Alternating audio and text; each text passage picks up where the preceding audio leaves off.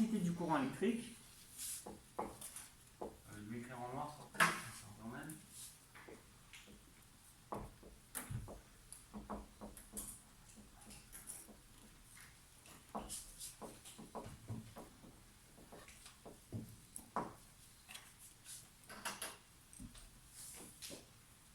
Donc on vient de la voir, l'intensité du courant électrique, on a dit que c'était le débit de charge électrique qui passait par seconde. Cependant, on l'a vu pour un régime qui était permanent, c'est-à-dire qu'il n'évoluait pas en fonction du temps. Mais avec ce qu'on va voir là, avec un condensateur, l'intensité ne va pas être constante, elle va évoluer en fonction du temps. Donc la formule, elle change très légèrement, mais il n'y a pas beaucoup de changements, parce que l'intensité elle reste, quoi qu'il arrive, toujours un débit de charge électrique. Sauf qu'au lieu de considérer un temps qui peut être long, dans la formule qu'on a vue tout à l'heure, c'était un nombre de charges électriques qui passait sur une unité de temps. L'unité de temps, ça pouvait être 10 secondes. Alors que là, comme l'intensité change, il faudra prendre un temps très court. Et regardez pendant ce temps très court, quelle est la quantité de charge qui circule. Enfin, la quantité de charge qui est passée pendant ce temps très court. Donc c'est la notation qui est différente, mais ça reste la même idée. Vous pouvez noter en régime variable, je vais au tableau aussi.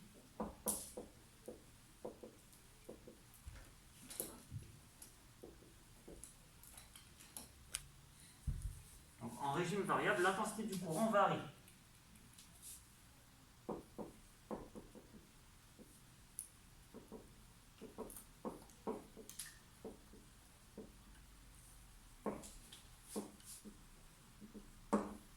Donc ça va être le cas dès qu'on aura des condensateurs qui vont, on va voir, se charger ou se décharger. L'intensité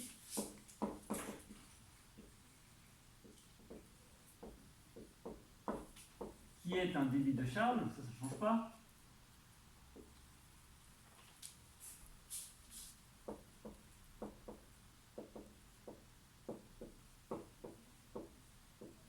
Un débit de charge électrique.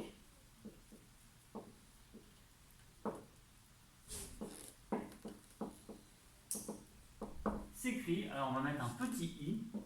Pour faire la distinction, grand I c'est quand l'intensité est constante, et un petit i c'est quand l'intensité justement est variable. Et au lieu de marquer un grand Q comme on a fait tout à l'heure, on note une petite variation de Q, comme on l'avait déjà vu avec les variations de température, je peux vous rappeler, avec les transferts thermiques, sur une petite variation du temps.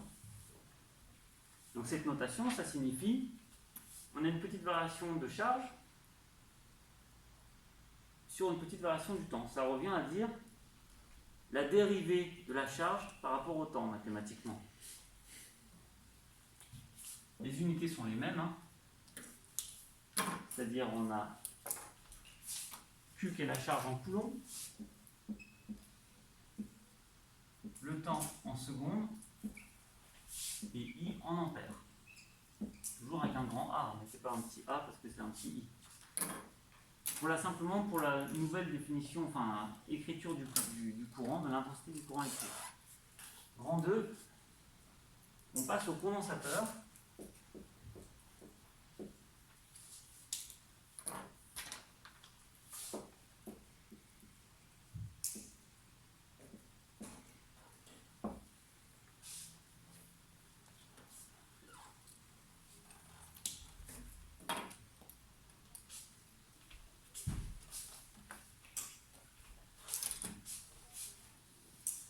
Les condensateurs, ils peuvent avoir plusieurs, quand on regarde un système électronique, on ouvre son lecteur DVD ou autre, ça peut avoir plusieurs apparences. Dans votre livre, on en voit 420 quelque chose. 428, par exemple, il y en a quelques-uns, document B. On voit qu'il y en a, c'est des gros cylindres. Souvent, on les reconnaît comme ça dans le système électronique. Et parfois, c'est pas cylindrique, c'est relativement plat. Parfois rectangulaire, parfois plutôt circulaire. Mais quoi qu'il arrive, dans un condensateur, il doit y avoir deux armatures conductrices, donc deux parties qui conduisent le courant, mais qui sont séparées par un isolant. Ça veut dire que le courant, les charges électriques peuvent s'accumuler sur les parties qui conduisent le courant, mais ne peuvent pas, en tout cas ne doivent pas passer d'une armature à l'autre. S'il y a un arc électrique ou un éclair qui passe d'une armature à l'autre, le condensateur va être défaillant et va griller. Donc l'idée, c'est que les charges s'accumulent d'un côté et de l'autre, les charges plus d'un côté et moins de l'autre côté, mais qu'elles ne passent pas d'une armature à l'autre. Donc la façon la plus simple, ça peut être de faire deux plaques rectangulaires face à face, avec un isolant au milieu, mais très souvent, vous voyez des trucs en forme de cylindre. Parce qu'en fait, il y a une plaque qui est autour, un isolant à l'intérieur, et une autre plaque enroulée à l'intérieur. Donc une partie qui accumule des charges à l'intérieur, un isolant autour, et une autre partie qui accumule des charges à l'extérieur. Et puis les deux, si vous regardez les pattes, les parties qui se branchent du condensateur, il y a une partie qui se branche sur la partie conductrice extérieure et une autre partie qui se branche sur la partie intérieure. Donc on va juste écrire 2-3 détails sur la composition d'un condensateur. On ne va pas dire autant que ce que je viens de dire, mais juste pour le vocabulaire, le condensateur est constitué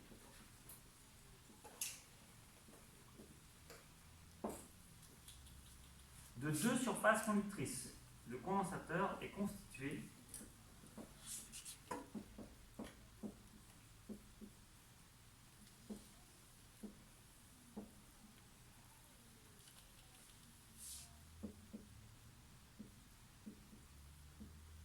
donc ces surfaces conductrices, c'est là où vont s'accumuler les charges électriques. On appelle ça des armatures. On peut noter entre armatures séparées, donc elles doivent forcément être séparées, il ne faut surtout pas qu'elles soient en contact, par un isolant.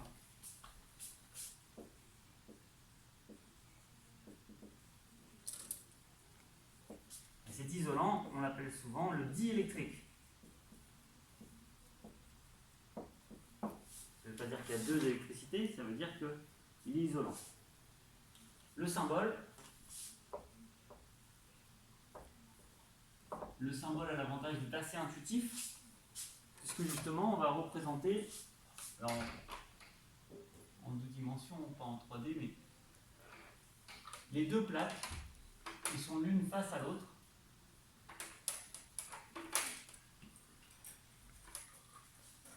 Elles font la même taille, hein. Faites pas une plus courte que l'autre comme la pile, sinon on confond avec la pile. C'est comme une pile mais avec deux barres pareilles. Donc ça c'est le symbole du condensateur. Du condensateur.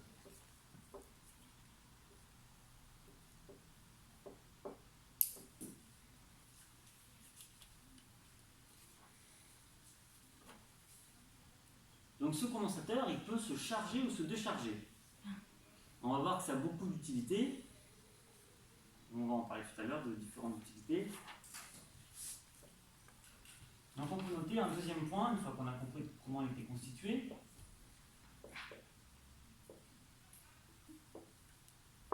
Un condensateur se charge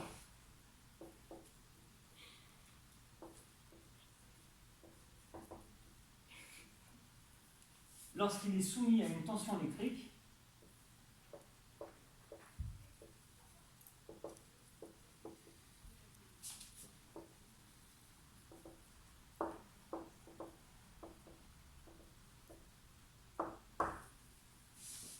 on va faire un petit schéma.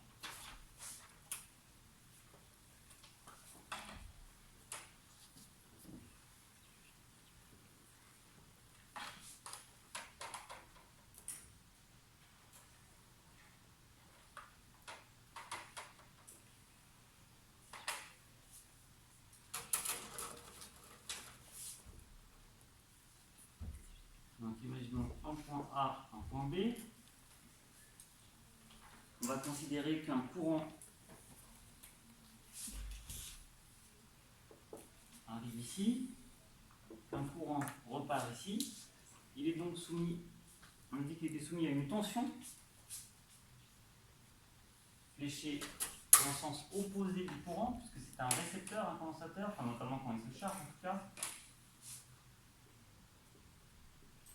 UAB.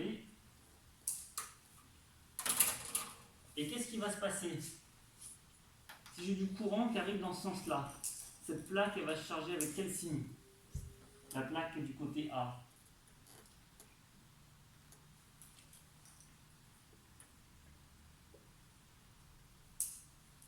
Vous ne voyez pas, vous n'avez pas d'idée? Positive. Donc ici, petit à petit, des charges plus, cette plaque va se retrouver chargée positivement. Alors en réalité, si on regarde concrètement ce qui se passe, vous savez, le sens du courant, ça correspond à l'opposé, au sens inverse, au sens des électrons. Donc si le courant, il est comme ça veut dire que des électrons arrivent comme ça. Si des électrons chargés négativement arrivent comme ça, ils vont donc s'accumuler ici. Donc en fait, ce qui se passe, plus réellement, c'est que des électrons vont s'accumuler ici, et que sur l'autre plaque, des électrons vont partir. Donc ici, comme des électrons partent, elles se retrouvent chargées positivement. Ici, des électrons arrivent, cette armature se retrouve chargée négativement. Donc on a une charge A sur cette plaque-là, qu'on note QA, et une charge B sur cette plaque-là, qu'on note QB. Donc souvent, comme c'est un condensateur, on parle de la tension du condensateur. Et donc la tension du condensateur va être égale à la tension UAB. Ici, dans ce cas-là, que j'ai représenté, on a UAB qui est positif.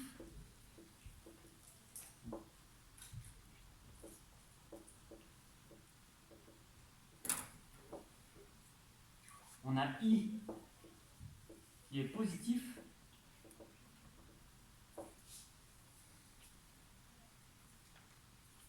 Et à votre avis, quelle est la relation entre QB et QA? Moins. Voilà, comme il y a la même quantité de charge sur chaque plaque, sauf d'un côté elle est positive, de l'autre côté elle est négative. Donc on a QB qui est égal à moins QA, ou QA qui est égal à moins QB.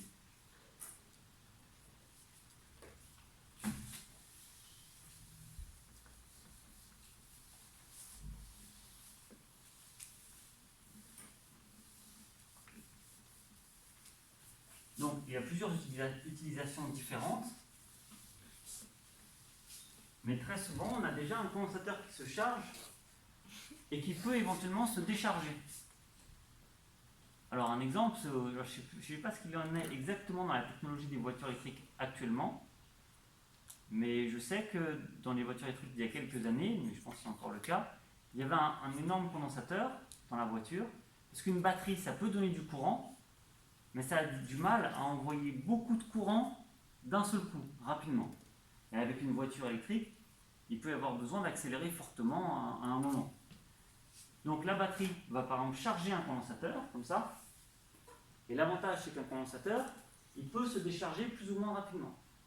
Donc un condensateur qui se décharge peut donner un courant plus important qu'une batterie directement. Donc ça veut dire qu'à ce moment-là, si le condensateur se décharge, la voiture pourra accélérer fort. Puis après, tout de suite, il commence à se recharger. Maintenant, si on essaie d'accélérer fort 4 fois de suite, toutes les 2 secondes, ça va moins bien marcher. Oui. C'est pas, c'est dans les pacemakers, où du coup, il y a un condensateur qui permet de faire. Exactement, parce qu'on va voir qu'il y a une histoire de temps. En fonction des paramètres, on peut gérer un temps de charge et de décharge. Du coup, un pacemaker correspond tout à fait à ce genre d'utilisation. On peut aussi avoir un écran tactile, quand vous touchez votre téléphone avec votre doigt, comment le téléphone sait que votre doigt est là? Et bien, lorsque vous allez mettre le doigt sur l'écran, derrière, il peut y avoir des tout petits condensateurs, enfin une structure électrique, qui fait qu'il y a quelques charges qui vont passer dans votre doigt, ou l'inverse, je ne sais plus dans quel sens ça se passe. En tout cas, il peut y avoir une variation de charge électrique liée à votre doigt. Et cette variation de charge électrique, parce que vous conduisez un peu le courant, va se repérer par l'écran en regardant quel condensateur a été chargé ou déchargé. D'ailleurs, pour ça, si vous mettez des gants qui isolent, qui empêchent la conduction électrique, eh ben, l'écran tactile ne fonctionne plus, parce qu'il n'y a pas de charge électrique qui peuvent s'échanger entre votre doigt et l'écran. Donc, j'ai juste quelques exemples. Donc, la capacité d'un condensateur, Oui. J'ai fait pour les petits stylets qu'on utilise pour les certaines matières. Alors, je ne sais pas très bien, mais je ne sais pas si c'est du carbone graphite, c'est possible, c'est léger et ça doit conduire le courant. Donc soit ça peut être métallique, parce que les conducteurs les plus courants sont métalliques, ou soit ça peut être du carbone graphite. Le conduire le courant. La capacité du carbone sous une autre forme, éventuellement. La capacité d'un condensateur correspond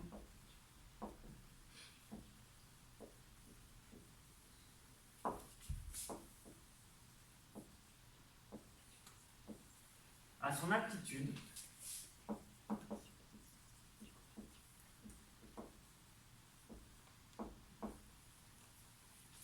à accumuler des charges électriques.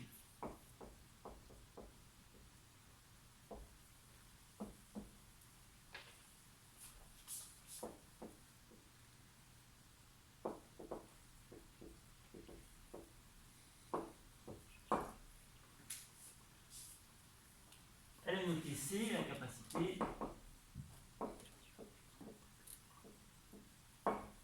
Donc un grand C, attention, il ne faut pas mettre un petit C. Petit C, on regarde plutôt pour la vitesse, la célérité de la lumière. Donc vous faites un C relativement grand. Et son unité, c'est le farad. Donc on verra que toujours, on va obtenir très peu de farad pour les capacités des condensateurs. Et il s'exprime en farad.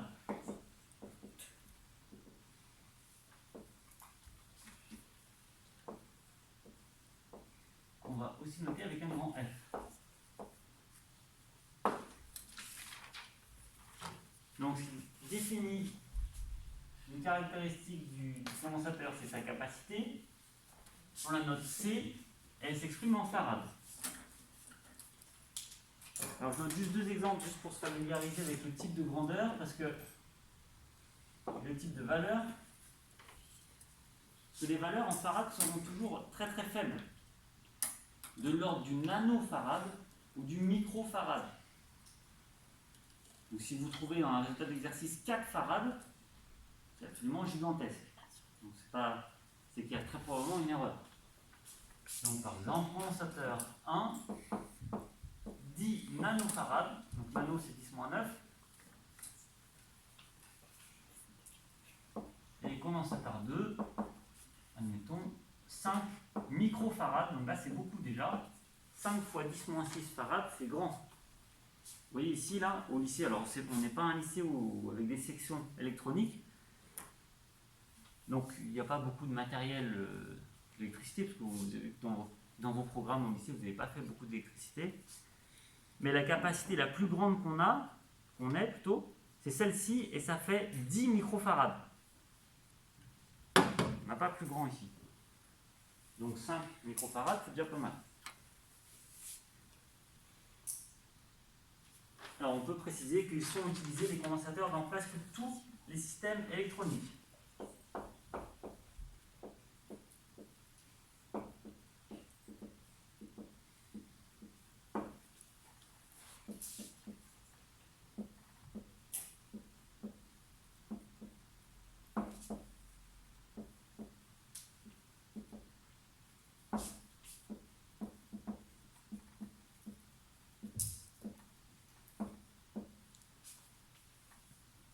Donc l'écran tactile par exemple.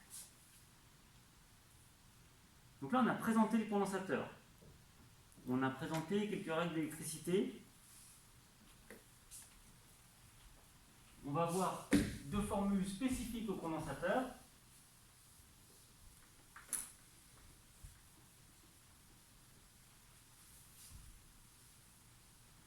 Vous êtes encore là, vous tenez bon? Ouais, ça va, vous n'êtes pas parti.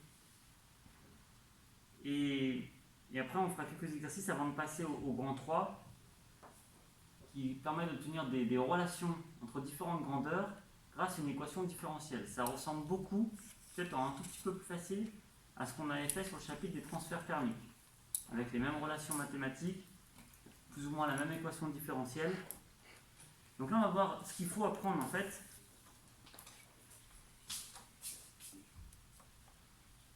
La relation entre C et U pour un condensateur. dernier point de cette partie-là. Donc C, c'est la capacité et U, c'est la tension.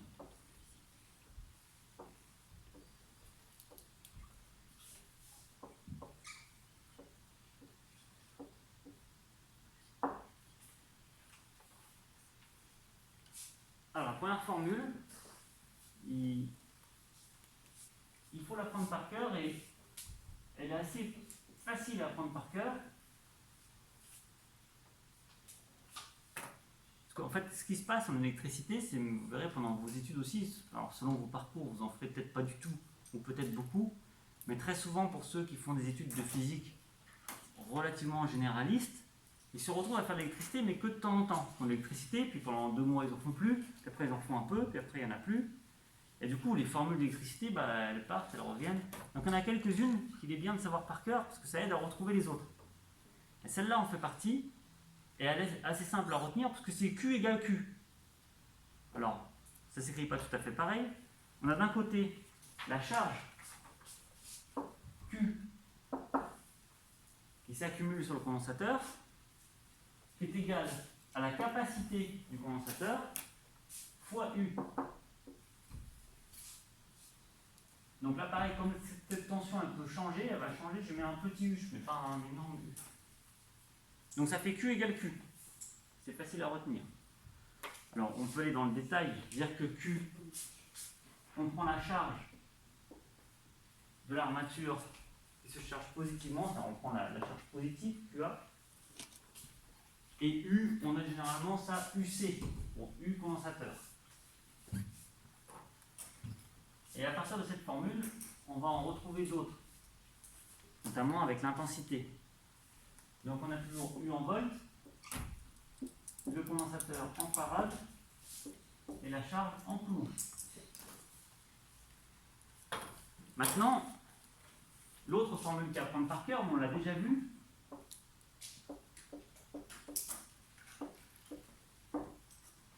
On a déjà vu que le courant I, c'est un débit de charge électrique. Et ça, c'est assez intuitif. Hein. Sans l'apprendre par cœur, se dire que l'intensité qui passe dans un fil correspond au nombre, à la charge électrique qui passe par unité de temps, c'est-à-dire au débit de charge, c'est pas. On s'en rappelle parce que c'est assez logique. Donc c'est la dérivée de Q par rapport au temps. Donc, si je veux avoir une relation avec I, on va faire une petite pause, on reprendra après. D'ailleurs, j'ai oublié de vous dire tout à l'heure par rapport au compte oral,